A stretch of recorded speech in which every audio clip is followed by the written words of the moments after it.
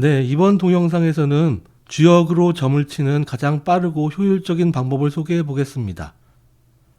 원래 설시법이라고 불리우는 전통적으로 전해오는 주역을 이용한 점을 보는 방법이 있는데 그 과정이 매우 오래 걸리고 까다로워서 현대인들이 쓰기에는 다소 적합하지 않은 면이 있습니다. 그래서 고대인들도 이 방법 말고 동전으로 손쉽게 기회를 구하는 척전법이라고 불리는 방법을 만들어 쓰기도 했습니다. 그런데 이 동전을 던지는 방식은 그 방법이 쉽고 시간이 짧게 걸리지만 그 느낌이 좀 우아하지 못하고 그 과정도 제 개인적으로는 마음에 안 드는 부분이 많이 있습니다. 그래서 저는 휴대폰을 이용해서 보다 합리적이고 세련된 방식으로 쉽고 빠르게 점을 쳐서 기회를 얻는 방법을 만들어 보았습니다. 저도 여러 가지 점법을 다 시도해 보았지만 이 방법이 가장 최선의 방법이라고 자부합니다. 그 전에 오해하지 마셔야 할 것은 이것은 주역의 점괘를 얻는 방법을 설명하는 것이지 그 괘를 어떻게 해석하는지까지는 여기서는 다루지 않습니다. 점괘의 해석은 주역을 매우 많이 공부하셔야 합니다. 보통 전통 설시법으로 점괘를 얻으려면 대략 빨라야 10분에서 15분가량이 소모가 되는데 동전을 굴리는 방법이나 제가 고안한 휴대폰을 이용한 방식은 1분 내로 간단하게 끝납니다. 휴대폰을 이용한 방식이 동전을 굴리는 것보다 훨씬 우아하고 편리한 이유는 제가 따로 설명할 필요 없이 직접 보고 해보시면 알게 되실 것입니다. 먼저 휴대폰을 이용한 주역점은 주역에서 음과 양의 숫자로 중요시하는 숫자인 6과 9를 위주로 사용합니다. 그래서 저는 이것을 9-6점법이라고 부릅니다. 원칙은 다음과 같습니다. 한글이나 워드 같은 프로그램에서 1부터 100까지의 숫자를 각 페이지마다 하나씩 크게 적어 놓습니다. 이때 기본적으로 1, 3, 5 등과 같은 홀수는 양효이고 2, 4, 8과 같은 짝수는 음효입니다. 그런데 이 숫자들 중에서 6의 배수는 음효가 동한 것이고 9의 배수는 양효가 동한 것입니다. 그런데 어떤 숫자는 6의 배수이면서 9의 배수이기도 합니다. 이런 경우는 모두 9의 우선권을 주어서 9의 배수를 위주로 보고 양효가 동한 것으로 봅니다. 이런 원칙에 따라서 1부터 100까지의 숫자들 중에서 양효가 동한 것과 음효가 동한 것을 반영하는 숫자를 배열하면 다음 표와 같습니다. 음효가 동한 것을 태음이라고 부르고 양효가 동한 것을 태양이라고 부릅니다. 이 숫자들을 일일이 다 기억하고 있을 필요는 없습니다. 워드 파일에 이 숫자를 적어 놓을 때 색깔을 다르게 해서 적어 놓으면 굳이 이게 6의 배수인지 9의 배수인지 계산하지 않고도 그 색을 보고 금방 알아볼 수 있기 때문입니다. 저는 아래 한글 프로그램으로 이 숫자들을 표시해서 만든 파일을 PDF 파일로 변환해서 휴대폰에 저장해 두고 사용합니다. 이 파일은 아래 링크 걸어둔 사이트에 제가 올려놓을 테니 만들기 귀찮으시면 다운받아서 쓰시면 됩니다. PDF 뷰어 프로그램은 유료도 많고 무료도 있는데 광고가 뜨는 것들도 많으니 본인 취향에 맞게 선택해서 보시기 바랍니다. 숫자가 홀수인지 짝수인지는 보면 금방 알 수 있으므로 굳이 색깔로 구분하지 않고 다 같은 검은색으로 했습니다. 그리고 9의 배수인 양이 동한 태양은 붉은색으로 표시했고 6의 배수인 음이 동한 태음은 초록색으로 표시했습니다. 그럼 이 PDF 파일을 어떻게 활용하는지 보시겠습니다. PC에서 만든 이 PDF 파일을 클라우드 같은 데 업로드했다가 휴대폰으로 다운받으시거나 혹은 제가 올려놓은 PDF 파일을 휴대폰에서 다운받은 뒤에 바탕화면에 두세요. 휴대폰에서 이 PDF 파일을 열고 스크롤바를 맨 아래 페이지인 숫자 100부터 시작해서 아래에서 위로 스크롤합니다. 이때 처음에만 눈을 뜨고 손가락이 스크롤바에서 제대로 올려져서 움직이는지만 확인한 뒤에는 눈을 감고 스크롤바를 올리다가 임의 지점에서 멈춥니다. 그때 화면 중앙에 나오는 숫자가 홀수이면 양효, 짝수이면 음효, 초록색인 6의 배수이면 음효가 동한 태음, 붉은색인 9의 배수이면 양효가 동한 태양인 것입니다. 이것을 한 번 해서 효 하나를 얻고 다시 맨 아래 숫자 100부터 위로 스크롤 하다가 멈추는 것을 6번 반복해서 6개의 효를 얻으면 하나의 괴가 얻어집니다. 이때 가장 처음에 얻은 효가 가장 아래의 초효, 두 번째 얻은 효가 2효, 세 번째 얻은 효가 3효, 네 번째 얻은 효가 4효, 다섯 번째 얻은 효가 5효, 마지막으로 얻은 효가 마지막 상효입니다. 보통 효 3개까지는 기억이 어렵지 않으므로 이 스크롤을 3번 반복해서 하계의 3효를 얻는 동안에는 이 PDF 파일에서 스크롤 하는 것을 계속 이어서 합니다.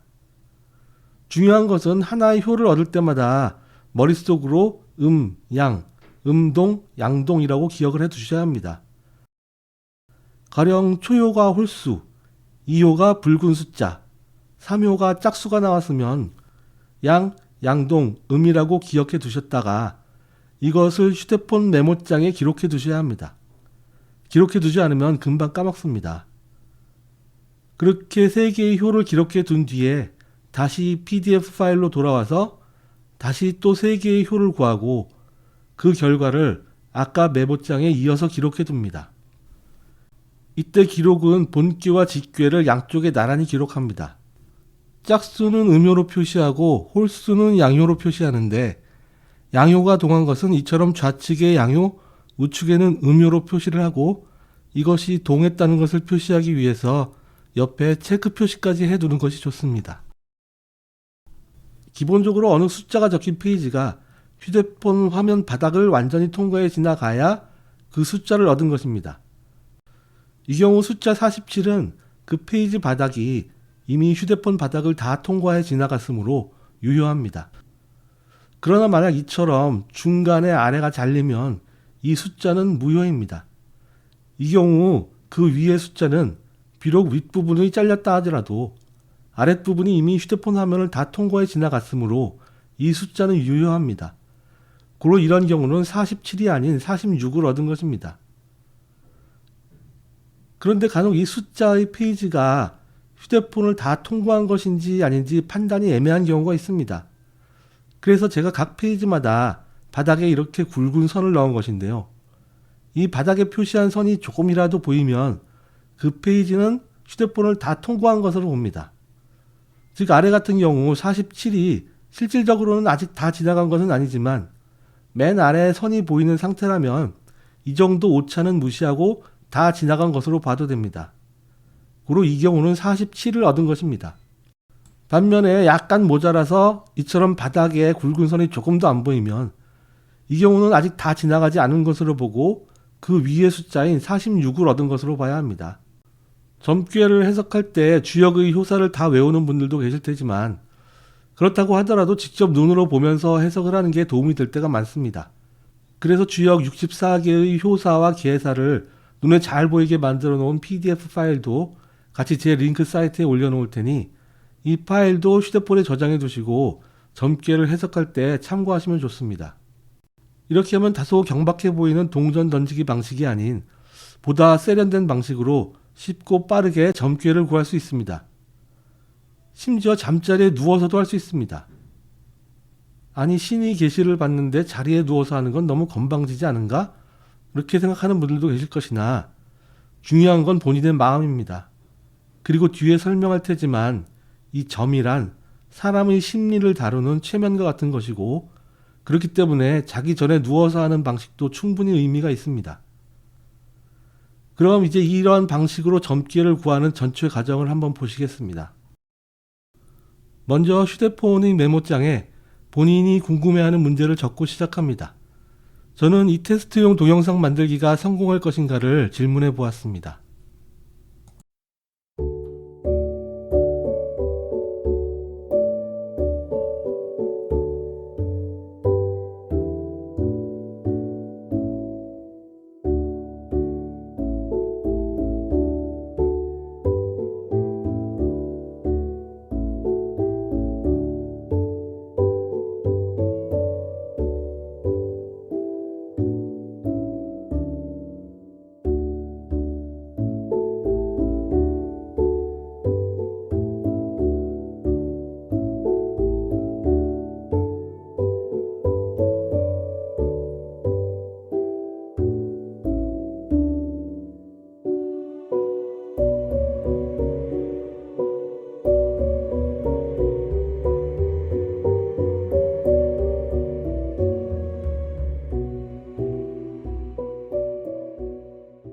자, 이렇게 새로운 구육점법 소개를 마쳤는데요. 과연 이런 방식으로 얻은 효가 정확할까? 믿어도 될까? 하는 의문이 처음엔 당연히 드실 것입니다. 그러나 점이란 무엇인가를 안다면 그것에 대해선 걱정하실 필요가 없습니다. 점이란 무엇인가를 설명하려면 매우 긴 해설이 필요하므로 여기서 다 다룰 수는 없고 간단하게 결론만 정리하고 넘어가겠습니다. 일단 점을 칠 때 미래의 특정 사건이 어떻게 될 것인가라는 질문은 하지 마세요. 질문의 형식을 그렇게 취한다고 하더라도 해석을 그런 식으로 결정된 미래를 들여다본다는 식으로 하면 어쩌다 잘 맞으면 신기해하고 어쩌다 틀리면 좌절하는 것을 반복하면서 아무 발전도 없을 것입니다. 주역의 점은 어떻게 될 것인가를 구하는 것이 아니라 어떻게 해야 하는가를 구하는 것이 되어야 합니다. 그래서 주역을 최종적으로 정리한 사람들이 점을 친다는 의미인 정자에다가 바르다는 의미를 부여해서 점을 치는 것은 무엇이 바른 길인지를 구하는 것을 말한다는 의미를 담아놓은 것입니다. 주역의 점은 내 마음속에 있는 영적인 능력과의 대화이고 그 대화에 진짜 신이 있는지 없는지는 인간이 알 수 없는 일입니다. 또 어떤 일에는 신이 알려주고 어떤 일에는 신이 안 알려주는지도 인간이 알 수 없는 일입니다. 알 수 없는 일에 억지로 결론을 내리지 않는다면 알 수 있는 범위에서 주역을 통해 내릴 수 있는 결론은 어떻게 하면 좋은 방향으로 갈 것인지를 점괘의 해석 과정을 통해서 깨닫는 것입니다. 그러므로 사실 주역으로 점치는 방법이 어떤 것이 더 좋으냐는 어떻게 보면 크게 중요하지 않습니다. 그보다 더 중요한 것은 내 마음이 진심인지, 그리고 그 진심이 나의 내면 깊숙한 곳에 닿아서 어쩌면 단순한 우연의 결과일지도 모르는 점괘를 바탕으로 미래의 필연을 만들어가는 과정에 중요한 역할을 할 수 있는지가 더 중요한 것입니다. 점에 대한 이러한 인식의 전환이 생기면 주역점의 진짜 가치는 인간의 심리학이고 기호의 예술이란 것을 알게 되실 것입니다. 그리고 이것이 이미 몇천 년 전부터 주나라 무왕이 기존의 점법에 회의를 느끼고 점에 대해 새롭게 깨닫게 된 사실입니다.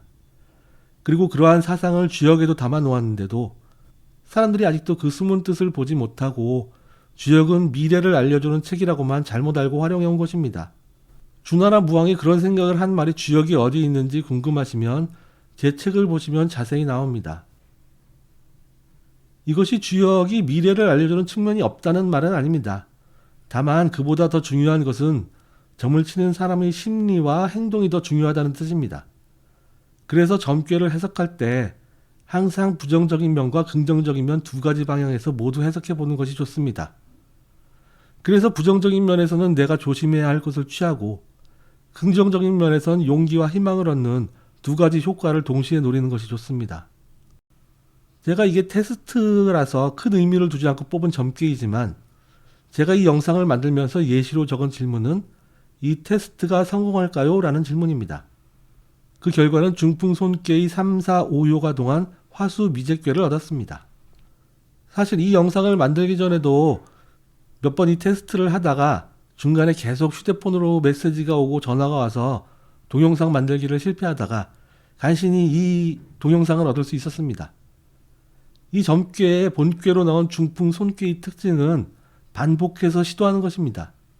그 반복되는 시도가 손꾀 자체의 특징이기도 하고 중풍손괴의 효사에 나오는 선경3일 후경3일이라는 말도 반복되는 시도를 뜻합니다.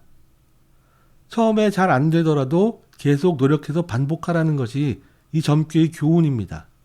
그것이 실제로 신이 내려준 교훈인지 제가 억지로 끼워 맞춘 것인지 그것은 중요하지 않습니다.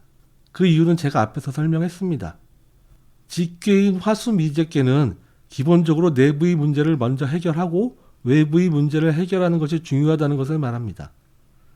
이 또한 처음에 실패해서 조금 늦게 가더라도 제대로 준비해서 나아가면 실패하지 않을 것이라는 의미가 있습니다. 한편 미제라는 단어 자체는 아직 다 끝낸 것이 아니라는 의미도 있습니다. 실제로 이 동영상을 만든 다음에 중간에 실수한 부분은 잘라내고 개인정보 가릴 것도 가리면서 다시 손봐야 하는 작업이 필요하기도 했습니다.